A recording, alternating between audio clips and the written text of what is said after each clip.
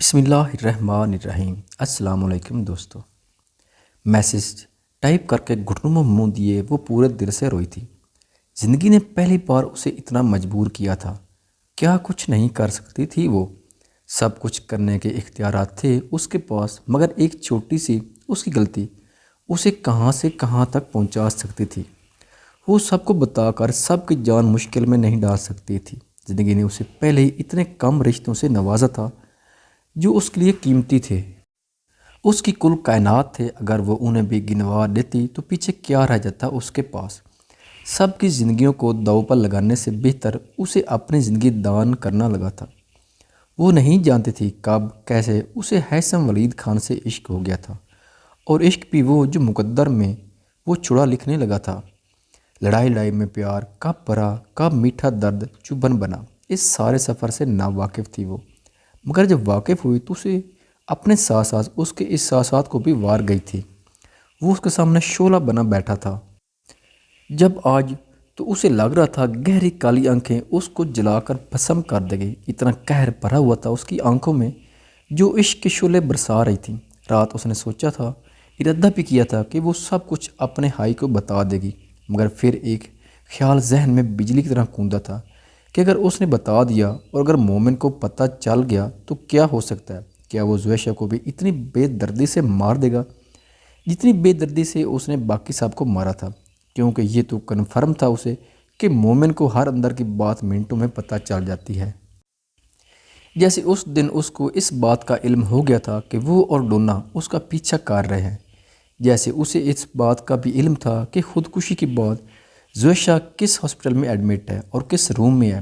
جیسے رات اس نے اسے میسج کر کے بتایا تھا کہ زویشہ اور ارسم کی شادی ٹھیک 2 دن بعد ہے۔ اس کی فیملی کے گھر آنے سے پہلے اس سے یہ خبر مومن نے دی تھی۔ وہ بہت بری حد تک خطرناک تھا اور وہ سب کی جان ہتھیلی پر رکھ کر رسک نہیں لے سکتی تھی۔ اس نے قربانی دینا سیکھا تھا، سب کی جانیں لینا نہیں۔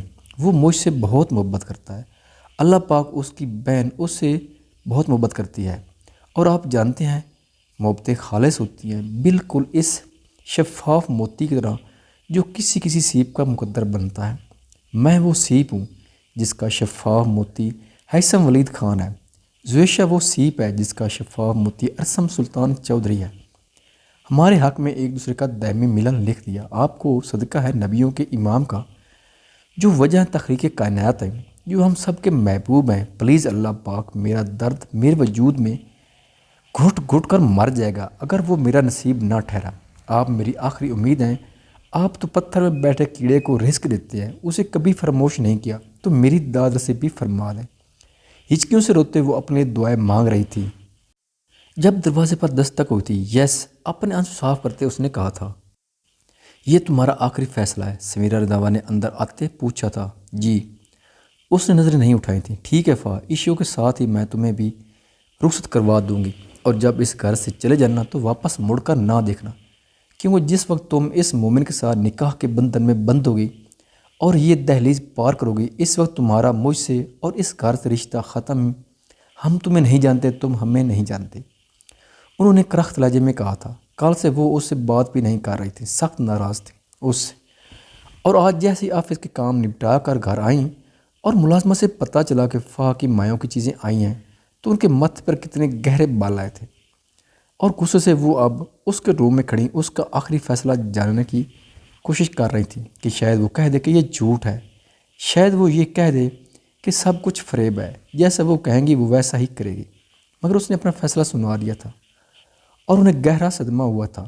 وہ پل بھر میں بیگانہ کر دیا اپنی مارشوں کو آپ نے۔ اس نے پرائی آواز میں کہا تھا، تم بیگانہ کی بات کر رہی ہو، میری مارشو تو اس دن سے مر گئی ہے، شاید جس دن سے ہاسپٹل آئی ہے، اور جو لڑکی میرے سامنے کھڑی ہے وہ صرف ضد ہے اور کچھ نہیں۔ کاش یہ میرے الوژن ہوتے، مگر میری بدقسمتی یہ کہ قسمت نے کبھی مجھے سکون وار اور خوش قسمت نہیں ٹھہرایا۔ انہوں نے رخ موڑتے بے بسی سے کہا تھا، آپ مجھ سے ناراض نہیں ہو سکتی۔ اس نے بھی بے بسی سے کہا تھا اور ان کی طرف قدم بڑھائے تھے، وہیں رک جاؤ جہاں ہو۔ ایک اعلیٰ حسن نسب کے خاندان کی عزتیں جب ہیروں سے محبتوں کی پنگیں بڑھانے لگیں تو خاندانوں کے ماتھے پر داغداری کی سندیں لکھی جاتی ہیں جو چاہ کر بھی مٹ نہیں پاتے۔ انہوں نے اسے اس کی جگہ روکتے کہا تھا، مجھے معاف کر دے پھپھو، یہ سب بے اختیاری تھا، مجھے نہیں پتا کب کیسے یہ محبت ہو گئی۔ اس نے آنسو پوچھتے کہا تھا، فہا خدا کا واسطہ ہے، مت گلو اس خاندان کی برسوں پرانی عزت کو خاریوں میں، ہیثم سے نکاح کر لو۔ انہوں نے اب کی بار آخری بار التجا کی تھی، یہ نہیں ہو سکتا پھپھو، میرے بس میں نہیں ہے، مجھے معاف، ٹھیک ہے جو چاہیے گا بازار سے خرید لینا، پراپرٹی کے تمہارے حصے کے پیپر بنوانے کے لیے بول دیا ہے وکیل کو، میں نہیں چاہتی تمہارا کوئی بھی حق رکھے ہم، باقی میں تمہیں کبھی بھی خوش رہنے کی دعا نہیں دے سکتی، یہ میرے بھی اختیار میں نہیں ہے۔ وہ سخت لہجے میں کہتی باہر کی طرف چلی گئی تھی اور وہ ہاتھوں میں منہ چھپائے بلک بلک کر رونے لگی تھی۔ ارے واہ، آج تو ہمارے گھر میں چاند، سورج، ستارے، سیارے سب کا نور جگمگا رہا ہے۔ ایہاب نے زویشہ کو اپنے کمرے میں آتے دیکھتے کہا تھا، کیا ہوا؟ Every thing okay? اس کی سرخ ناک سوجے پپٹوں کو دیکھتے پوچھا کہا تھا، کچھ بھی ٹھیک نہیں ہے، وہ بہت تکلیف میں ہے۔ ایہاب بھائی میں نہیں جانتی وہ کہاں ہے، اسے ڈھونڈ رہے ہیں، اسے اپنا بنا لیں، وہ بہت معصوم ہے، زمانہ کھا لے گا اسے۔ اس نے ہاتھ جوڑ کر پچکیوں سے روتے کہا تھا، واٹ، کیا کہہ رہی ہو تم؟ زویشہ کیوں پریشان کر رہی ہو؟ پلیز بتاؤ کیا ہوا ہے، میرا دل ڈوب رہا ہے، پلیز منتہا ٹھیک تو ہے نا؟ بے قرار لہجے میں کسی انہونی کے خدشے سے ڈرتے پوچھا تھا۔ نہیں ہے وہ ٹھیک، معظم حسین نے اسے مارنے میں کوئی کسر نہیں چھوڑی، وہ جیتے جی مر گئی ہے، ہچکیوں سے روتے کہا تھا۔ زوشی پلیز، کچھ برا نہیں سن سکوں گا، اب تک اس کی ایک جھلک کی امید دل کو دلائے زندہ ہوں، مجھ میں سکت نہیں ہے کسی انہونے واقعے کو سنے۔ وہ تڑپ اٹھا تھا، سننا ہوگا آپ کو بھائی، سنیں گے تو اسے لائیں گے، اپنے اعصاب کو مضبوط کریں کہ اس وقت اسے آپ کی بے حد ضرورت ہے۔ سنیں کہ جس دن اس کو نکاح نامے پر دستخط چھوڑ کر اپنی محبت کی لاش کو اپنے کندھوں پر اٹھا کر آپ وہاں سے نکلے تھے، اس کے بعد کیا ہوا تھا، کیسے وہ بھی زندہ لاش بن گئی تھی، کیسے اس کی عزت کی دھجیاں اڑائی گئی تھیں اس دن جب اس کی رخصتی ہوئی معظم حسین کے ساتھ۔ اس کے بعد ایہاب بھائی، وہ اس نے ساری بات ہچکیوں کے وقفے لے لے کر ایہاب کو سنائی تھی، اور یہ ساری داستان صرف اس نے ہی نہیں بلکہ ایہاب کے دروازے کے باہر کھڑے ارسم نے بھی سنی تھی، جس کی جان ہچکیوں سے رو رہی تھی، پاگل ہو رہی تھی اپنے دوست کے غم میں، اور اسے کب گھبرا تھا کہ وہ سوگوار رہا ہے اس کے دیے غم کے علاوہ کسی اور کے غم میں۔ جب بھی ماتھے پر بال آئے تھے اس کے لرزتے لوگ نوخیز رابطے کو دیکھتے اور مٹھیاں بنچے تھیں، کیا اتنا سب کچھ ہو گیا؟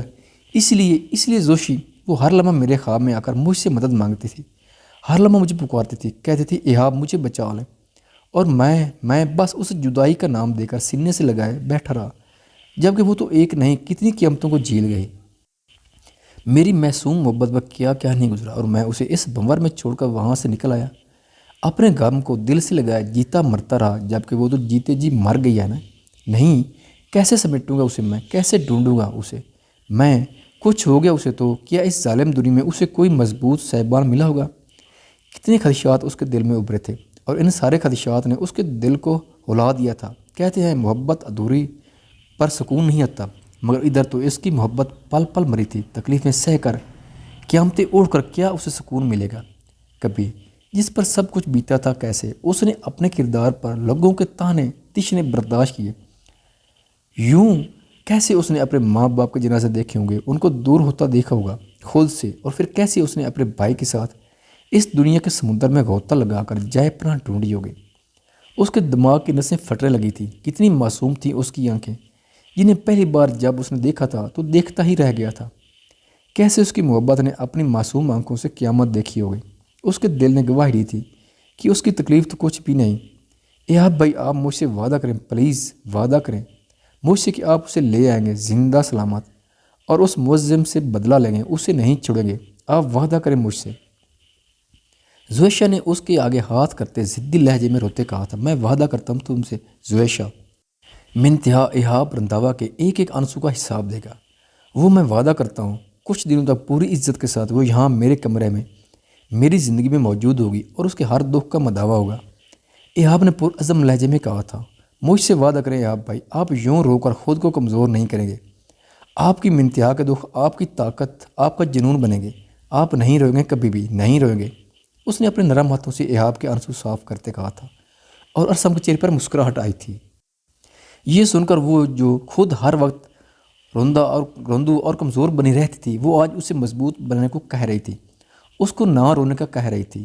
انٹرسٹنگ زیش، اس نے زیر لب کہا تھا۔ میں وعدہ کرتا ہوں زوشی، یہ آنسو اب اس کے دکھ کو چن کر بہیں گے، اور یہ وعدہ ہے تم سے تمہارے بھائی کا، منتہا صحیح سلامت بہت جلد تمہارے پاس ہوگی۔ اس نے تسلی دیتے اس کے سر پر ہاتھ رکھا تھا۔ شکریہ ایہاب بھائی، میری دعائیں آپ کے ساتھ تھیں، ہیں اور ہمیشہ رہے گی۔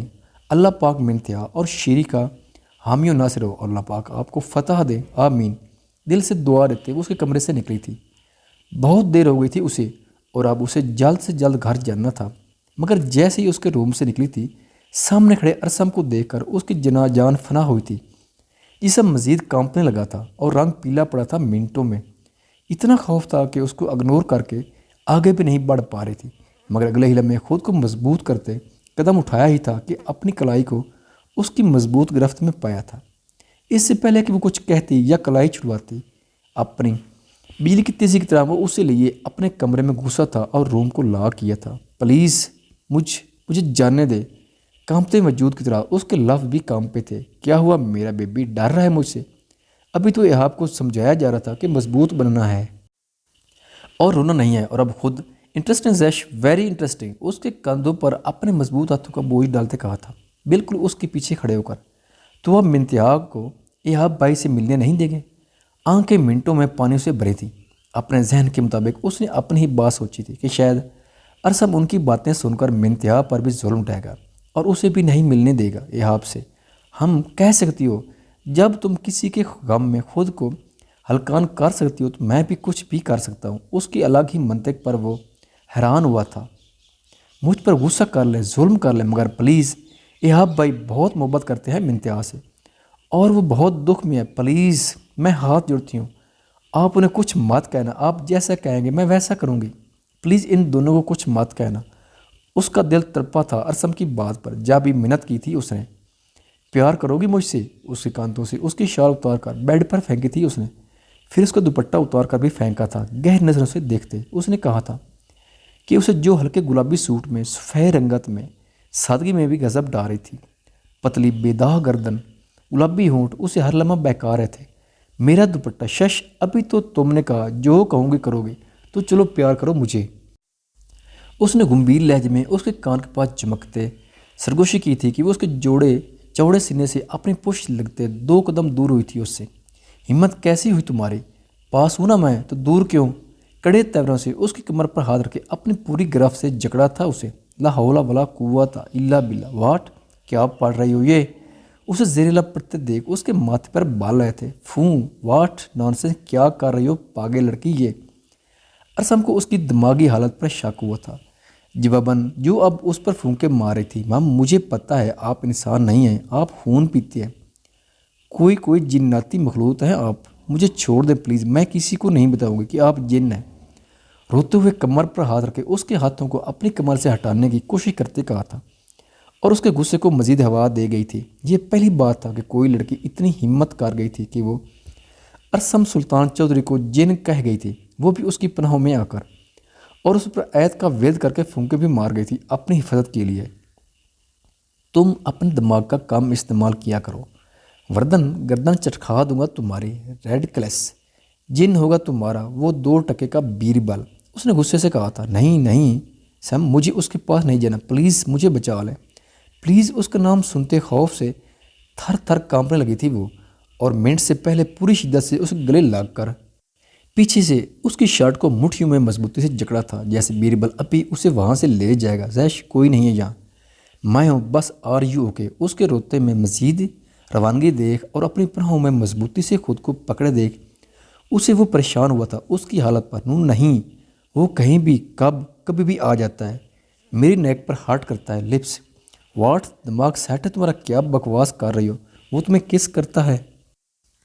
اس کے منہ سے لپس کا نام سن کر اس کے بالوں کو مٹھی میں جکڑتے اس نے دہشت سے پوچھا تھا۔ نہیں، میں کہہ رہی ہوں کہ وہ shut up, just shut up. اب تمہارا بندوبست 2 دن بعد ایسا کروں گا کہ یاد رکھو گی تم۔ وہ اس کی بات کاٹ گیا تھا اور اندھی طوفان بنا اس کے بالوں کو جڑ سے پکڑے کھینچ رہا تھا۔ وہ بتانا چاہتی تھی کہ اس کی گردن پر اپنا نام لکھ کر ہارٹ کرتا ہے اور پھر اس کے لپس پر گندی نظر رکھتا ہے، مگر وہ کیا سمجھ گیا تھا۔ پلیز ہم چھوڑے، مجھے ہارٹ ہو رہا ہے، اس نے دہائی دی تھی۔ تمہاری بکواس سن کر میں جو اندر تک بسم ہوا اس کا کیا؟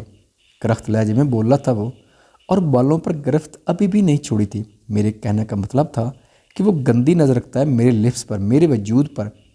ماما بابا کی قسم میں نے آج تک اسے کس نہیں کرنے دیا۔ وہ روتے ہوئے صفائیاں دینے لگی تھی۔ اس کی گرفت ٹلی ہوئی تھی۔ اس کی بات سن کر ایسے جیسے جسم پر کسی نے ٹھنڈی فوار ماری ہو، جھٹکے سے کھینچتے اسے ڈریسنگ مرر کے سامنے لایا تھا وہ۔ 2 دن مزید خود کی اس طرح حفاظت کر لو، پھر میں خود کر لوں گا تمہارا جو بھی کرنا ہوا، مگر تب تک خود کو خوشبو میں سما کر آنا۔ اس کے نازے وجود کو دیکھتے بھاری گمبھیر لہجے میں اس کی گردن کے پاس جھکتے کہا تھا، اور پھر ڈریسنگ پر پڑا پرفیوم اٹھایا تھا اور کھول کر اس کی گردن کے پاس لایا تھا، جبکہ دوسرے ہاتھ کی 2 انگلیاں گردن کی پچھلی سائڈ سے لاتے، آہستہ آہستہ اس پر کبھی زی لکھتا تو کبھی اے، اور وہ کان سے ہوتی اس کی انگلیوں کی گردن پر حرکت سے خود میں سمٹ رہی تھی، اور پھر جان لیوا لمس اس کے پورے جسم میں سنسناہٹ پیدا کر رہا تھا۔ غیر ارادی طور پر پل بھر میں پیچھے مڑے اس نے اس کے سینے میں منہ چھپا کر روانگی سے رونا شروع کیا تھا۔ کب سے رو رہی ہو؟ بور نہیں ہوتی تم؟ اس کی کمر میں ہاتھ ڈالے، خود میں سموتے، گردن سے بال ہٹاتے، اس کے سر کے بالوں پر لب رکھتے، خوشبو اپنے نتنوں میں کھینچتے، سکون محسوس کرتے کہا تھا اس نے، پلیز مجھے پرفیوم سے الرجک ہے، فلو ہو جاتا ہے، دور کریں اسے مجھ سے۔ روتے ہوئے کہا تھا، اچھا ٹھیک ہے، میں پرفیوم نہیں کرتا تم پر، تم ایسا کرو بٹن کھولو میری شرٹ کے۔ اس کو خود سے الگ کرتے کہا تھا، کیا؟ سنتے ہی اس کی ٹانگوں سے جان نکلی تھی۔ کھولو، چاند تمہارا حسن اور یہ قربت محسوس کر سے مجھ سے اب مزید برداشت نہیں ہو رہا، کھولو، 2 دن بعد بھی تو یہ سب ہونا ہے، تو آج کیوں نہیں؟ اس کا کمتا ہاتھ شرٹ پر رکھتے اس کے کان پر اپنی ناک ریب کرتے کہا تھا، نہ نہیں۔ اس نے نفی میں سارے لاتے اس سے دور ہوتے اپنے دوپٹے کو دیکھتے کہا تھا کہ وہ غصے سے اس کی طرف بڑھا تھا، کھولو۔ اس کے ہاتھ سے دوپٹہ پرے پھینکتے گراتے کہا تھا، اور پھر دوبارہ اسے ڈریسنگ مرر کے سامنے لیے کھڑا تھا، کھولو پھر سے کہا تھا۔ اب اس کے پاس کوئی دوسرا راستہ نہیں بچا تھا۔ برائی آنکھوں سے منت کی تھی، مگر سب بے سود تھا، وہ ٹلنے والا نہیں تھا۔ جب بھی اس نے کانپتی انگلیوں سے پہلا بٹن کھولا تھا، پھر دوسرا، تیسرے بٹن پر ہاتھ رکھا تھا کہ اس نے اس کا ہاتھ پکڑ کر لبوں سے لگایا تھا، اور پھر دوسرے ہاتھ میں پرفیوم کی بوتل تھمائی تھی۔ سپرے اٹ، اپنی گردن کی طرف اشارہ کرتے اسے سپرے کرنے کا کہا تھا اس نے۔ کانپتے ہاتھوں سے اس کی گردن پر ایک ٹرانس کی کیفیت میں سپرے کیا تھا، تب بھی وہ ہلے سے مسکراتا، اس کے ماتھے پر لاب رکھتا پیچھے ہوا تھا، اور پھر اپنی نم گردن پر انگلی رکھتے وہاں سے پرفیوم کی نمی اپنی انگلیوں پر لاتے وہ انگلیاں زوشی کی گردن پر پھیری تھی۔ پریکٹس کر لو یہ سب کرنے کی، یہ مت سمجھنا میں کوئی رعایت دوں گا تمہیں۔ آج بڑی مشکل سے خود پر پہرے بٹھائے، کوشش کرنا اب کے نکاح سے پہلے میرے سامنے نہ آنا، ورنہ میں حدود بھول جاؤں گا۔ اس کی کمر پر انگلی سے ویوز بناتے، کان کے پاس گہرا سانس چھوڑتے، سرگوشی کرتے وہ دور ہوا تھا اس سے اور کمرے سے باہر نکلا تھا۔ پیچھے وہ پتھر کا بت بنی اس کے ہر لمس پر جان نکلتی محسوس ہوتی، لرز رہی تھی۔ کیسا دھوپ چھاؤں سا تھا وہ، پل میں جنونی اور پل میں رحم دل، محبت لٹانے والا۔ چھوڑو مجھے، غلط کر رہے ہو تم سب، یہ ہاتھ کھولو میرا، میں چلایا تھا۔ جب تک باس نہیں آتے ہم ایسا کچھ نہیں کر سکتے، اس کے رسیوں میں جکڑے وجود کو دیکھتے کہا تھا سامنے موجود شخص نے۔ کیا لگتا ہے مومن کو کس نے کڈنیپ کروایا ہوگا؟ اور پلیز قسط کو لازمی شیئر کریں۔ اگلی ایپیسوڈ رات 10 بجے آپ کے رسپانس پر ہی پوسٹ ہوگی۔ خوش رہیں، سلامت رہیں، آمین۔ خواتین و حضرات، ویڈیو دیکھنے کا شکریہ۔ اگر ویڈیو پسند آئے تو چینل کو سبسکرائب کریں اور ساتھ ہی بیل کے آئیکن کو لازمی پریس کریں تاکہ آپ کو آنے والی ویڈیوز کے اپڈیٹ سب سے پہلے مل سکیں۔ خدا حافظ۔